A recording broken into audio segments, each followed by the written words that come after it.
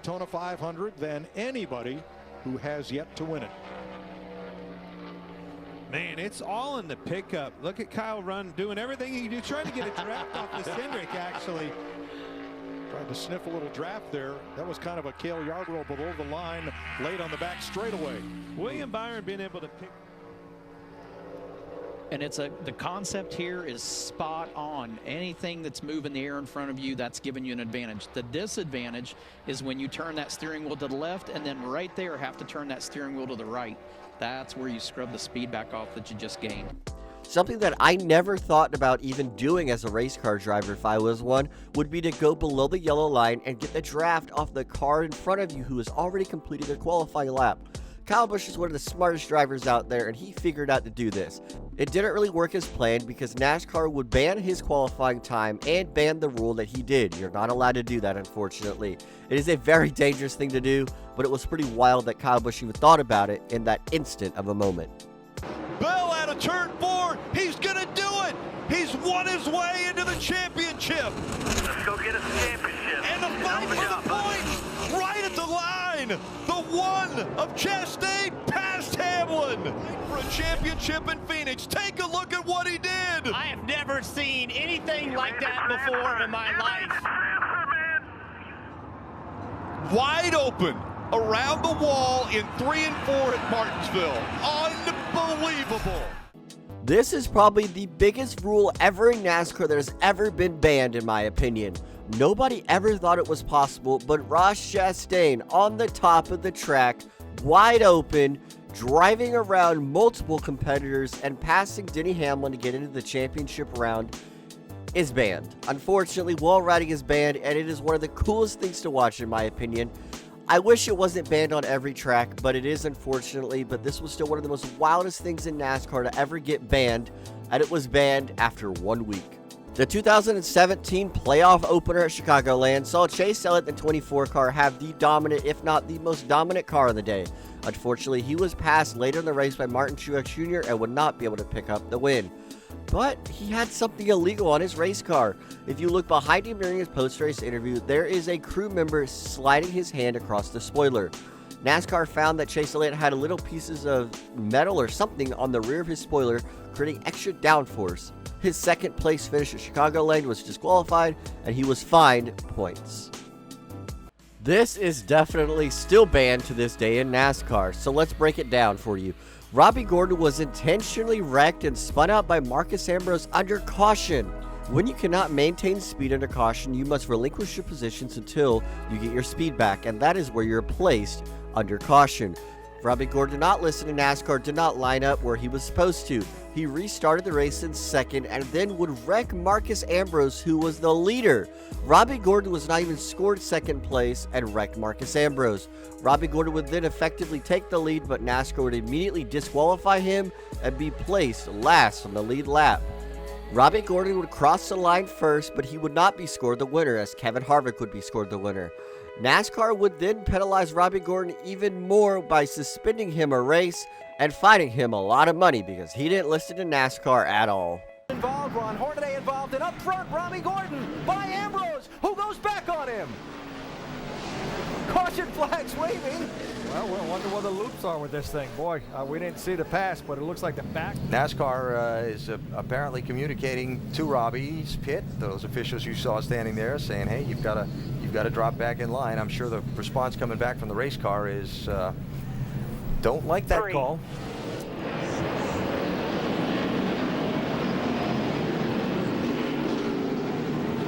There it is. Couldn't see that coming, could you?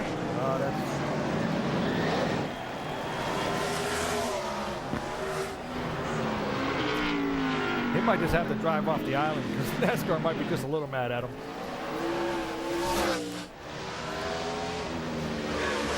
All right, so the lead is changing hands here now. Kevin Harvick has just gone out in front. A confusing situation to this race. Robbie Gordon may now be first in line on the racetrack, but the lead belongs to Kevin Harvick. Salute to the fans. Very rough racing there at the end. Robbie, what happened? Well, if you want to know my opinion, I won the race. So I completed all the laps. And if you've seen this happen before, guys get spun when they slow down. That's exactly what happened with Marcus. He spun me when I slowed down, and they tell me I'm going to go back to 17th. It's not the way it is. It's happened many times. They set precedents before, and we'll appeal it.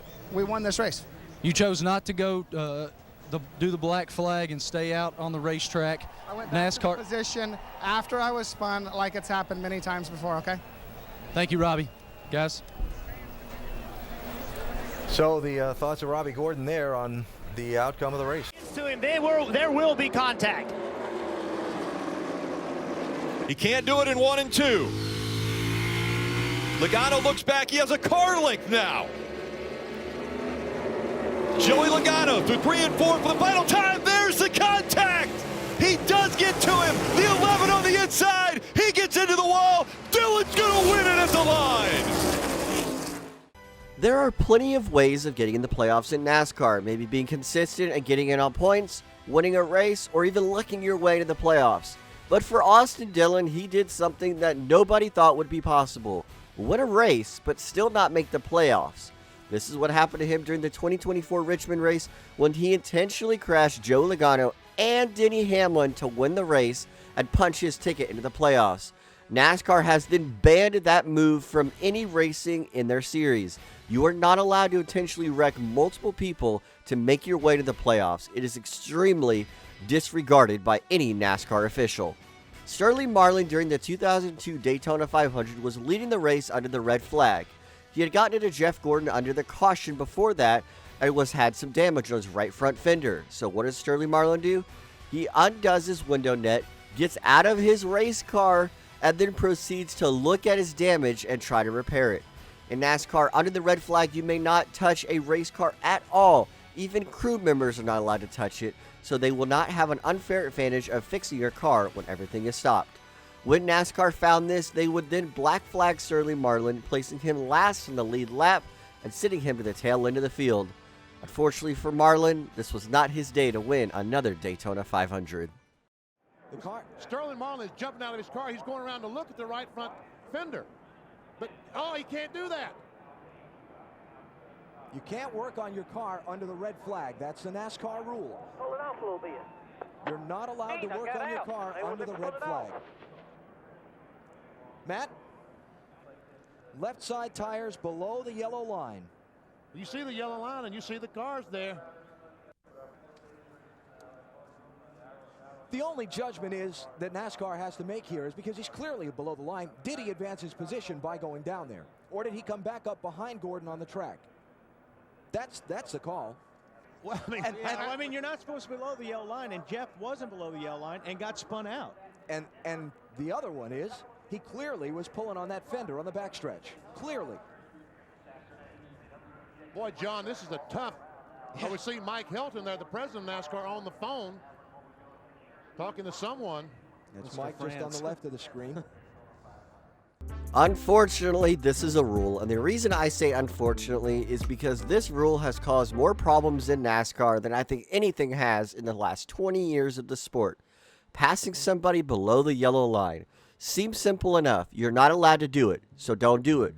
But there are instances where you're driving over 200 miles per hour, and there are times where you make split decisions that could cost your race. So you go below that line to win the race, avoid a wreck, and then NASCAR penalizes you when you are wrongfully accused of doing so. This is exactly what happened to Regan Smith after he was forced below the yellow line by Tony Stewart in 2008. Tony Stewart, driver of the number 20 car, would push the 01 car of Regan Smith below the yellow line, and Smith would have to go down there so he would not cause an accident. Smith would then pass Tony Stewart and cross the finish line first, picking up his first ever win in the NASCAR Cup Series. Unfortunately for him, NASCAR would disqualify Regan Smith for going below the yellow line and passing Tony Stewart. Honestly, this was one of the worst calls NASCAR has ever done. He did have a little bit of a run, and if he takes it to the outside, it looked like he was going to.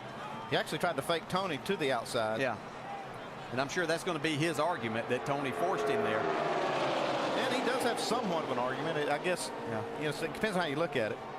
And catching up now with Regan Smith. Take me through that last lap move. Well, I knew I was going to get one shot at him, and Paul was back there pushing me. I backed it up a little bit going into 3, and I knew I was going to make my move at. And I don't know. I always got told that the rule is if you get forced down there, then you're the winner of the race. On the last lap, anything goes. They always say it in the driver's meeting, and that's what I was going with. I got forced down there, man. I had a nose inside of them, and I could have piled up the whole field, and I guess that would have been a cooler finish. I don't know, but I'm proud of DEI. I'm proud of the Principal Financial Group. Everybody on this team. ECR engines were awesome. It was a great day for us. We're trying to get this car funded for next year, and second sucks. That's all I can say. We don't know right now if you are second. NASCAR has not placed you yet. Where do you feel like you should be placed? Doing burnouts out there right now. You can tell the disappointment, but still. The 2002 Winston All-Star Race saw Jeff Burton pull off one of the most wildest calls we've ever seen. In the race, you had to make a pit stop in one of the segments, and you must make it under green flag, and you must do it before their segment is over. I mean, Jeff Burton did it. He waited until the very last second to do it on the final lap of the segment, and he pitted, coming to take the checkered flag? Yes, he did. He did it because his pit stall was before the start-finish line. I don't think NASCAR thought that any crew chief would think of this situation, but they did, and Jeff Burton pulled it off, and he pulled it off fairly, but since then, it's been outlawed. We didn't miss something, did we? I don't think. Steve Park and Mike Wallace have lost touch with the pack, so it's between Ward Burton, Ryan Newman, and Jeff Burton pretty much as to which other driver does not advance to segment 2. Well, he's got to come to pit road this time. He's down on the bottom of the racetrack. He's not coming.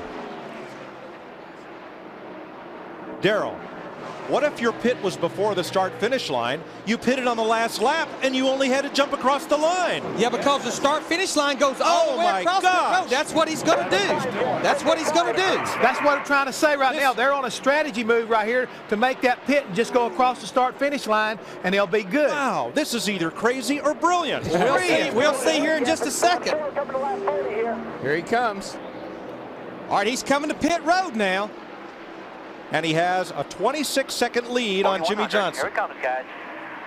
How about that? And what he'll have to move about 50 yards to cross the start-finish line. Dick Berggren. Well, here comes Burton now. Let's see if that's in fact what he's going to do. It's going to be a 4-tire change mandatory. Frank Stoddard just calmly sits on top of the box. His crew chief watching all this go on. No fuel. Of course, they don't need it. They don't have to go very far. Burton now slow in the left rear. Here he goes. Ward, Steve Park, and Mike Wallace will be headed home at the end of segment 1. But now we'll have to check with scoring because our monitor's showing 41 laps. This was a 40-lap heat. Now he's back up to Jeff Burton's second. Now things have been reordered. Jeff Burton slips across the line. He is second to Jimmy Johnson. I have got to tip my hat to Frank Stoddard. I can't wait to see him after this race regardless because that was a brilliant call. It was brilliant. It was brilliant. Pit before the start-finish line, so when you make your mandatory stop, you only have to go 200 feet. How about that? There he is. How'd you come up with that, Frank? Well, we didn't have a whole lot of stuff to do today, and the clutch is slipping, and we won that race right there. But I don't know. We just thought about it. All the guys got together. We wanted to come up with something different here, see if we couldn't get something out of them, and I almost pulled off a win right there if the clutch wasn't slipping. It's the Winston. Something different always happens. This time, Stoddard snookered him, Mike. Well, guess what? Next year, there'll be a rule against that. Better believe it. So, along with the 4 cars that crashed, Sterling Marlin, Bobby Hamilton, Dale Jarrett, and Rusty Wallace, Ward Burton, Steve Park, and Mike Wallace will go to the house.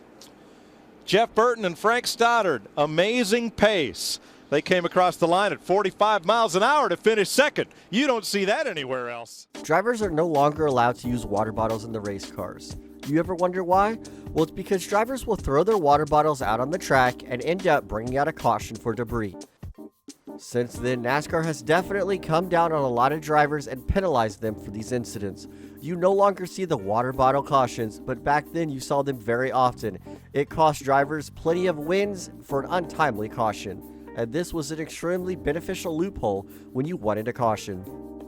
This seems pretty self-explanatory, but when you're driving under caution, you're not allowed to unbuckle your seatbelt and sit on the window. Yeah, I mean, who would ever do that? Oh, Dale Sr. did that. Yeah, that's why it's banned. During one of the classic Richmond races, Dale Sr. would have dirt on his windshield. So what would he do? He would get out of his car, drive with his knees, and clean his windshield during the middle of the race under caution. This was one of the wildest things that Dale Sr. probably ever did. And to make matters even worse, he intentionally crashed Darrell Waltrip at the end of this race and didn't even win the race. Sucks for him, but it was one of the most incredible highlights we've ever seen in NASCAR. Let's talk about the time Juan Pablo Montoya got his qualifying time disallowed at Kansas after receiving the pole. Montoya in the chase race at Kansas was the fastest in qualifying, with a blazing lap claiming his pole in 2009. Ultimately, it didn't stand once NASCAR found some illegal parts on his race car and sent him to the tail end of the field to start the race. But this is what I tell you. Juan Pablo, what a shocker. Sets on the pole. But you know what, Juan? It doesn't really matter. Because if you sit on the course pole, there's no guarantee you're in the butt shootout anyway. What the heck? You had shocks on that was wrong. NASCAR says that you have to go to 42nd. So you know what, Juan? So you missed out on the course pole. It really wasn't nothing there because you weren't guaranteed being a shootout anyway. After the time of Juan Pablo Montoya was disallowed. His car failing post-qualifying tech inspection Friday after a problem was found with the car's rear shock absorbers. He will start 42nd today. The 2006 Daytona 500 winner, Jimmie Johnson, started off pretty rough that weekend. Jimmie Johnson, the 48 team, was going through inspection like they do every week. When they went through inspection, NASCAR found an illegal modified part for aerodynamic advantages. Jimmie Johnson's crew chief, Chad Knaus, was immediately suspended for 6 weeks and kicked out of the racetrack for the entire weekend. But this didn't slow down the 48 team, as Jimmie Johnson would still take home the victory. But this was definitely a detriment to the 48 team at the beginning of the season. The other controversy, the one that boiled over Sunday, was with Jimmie Johnson's qualifying run. The car was deemed by NASCAR to have an unapproved aerodynamic device, and Chad Knaus has been given at least a vacation through the Daytona 500. He won't be anywhere on the speedway grounds. Jimmie Johnson, the driver, just held a press conference to address the issue. Dave Burns was there. And Mike, of course, it sounds like he wanted to sort of deflect a little of the criticism early on, or at least tell people where he stood. So he started with a little bit of an opening comment where he used the word damaging in terms of how this affects the Lowe's team. But he also talked about the fact that he was not aware that there was anything going on with that particular mechanical change to the car. He says he encourages his crew chief and team to continue working within the gray areas to try to gain a competitive advantage. He's just the driver. But he did say that his role as cheerleader on this team was going to change a little bit, because Chad was one of the biggest cheerleaders on this team. He's been ejected for speed weeks. He will not be here on Sunday for the 500. So Jimmie needs to become a little bit more of that. If you're a Hendrick Motorsports fan, you already know this story. Ray Evernham brought Jeff Gordon one of the most illegal cars in NASCAR history that wasn't illegal just yet. Apparently, Ray Evernham worked around the rulebook so well, it passed inspection, but that car became illegal after the race that Jeff Gordon won. It ran one race, it dominated that race, and was banned by NASCAR. Gary Nelson at that time, or Buster, can't remember which one, said to me, Mr. France wants to see you. So I said, oh, I thought he wanted to congratulate me. Bill and I were friends, I was gonna go up the truck, yeah, good race tonight, Bill, kind of whatever. So he says, he's sitting there, and he says, sit down. He said, you need to pick up that phone right there and call your boss and tell him that car's illegal. And I was like, what? No, they just said it was past inspection. I said, he said, no, it's illegal. I said, no, sir. We built that car by the rules. It's 100% legal by the rule book. And he said, it won't be tomorrow.